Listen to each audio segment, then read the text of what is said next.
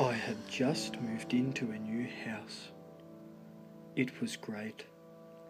I loved my new house. Just after I said that, a disturbing sound arose from the basement. It sounded like someone was trying to fist their own bum. I had a fear of bum fisting, but that didn't matter. I strived on. Then the noises started again. I was sleeping when I was awoken to the sound of a man taking a shit. "Shut up!" I yelled. The sound then stopped for 5 minutes until the sound of masturbation started. I could hear the wet slapping sound and the abnormal panting of breath. I could not pinpoint where the noise was coming from though.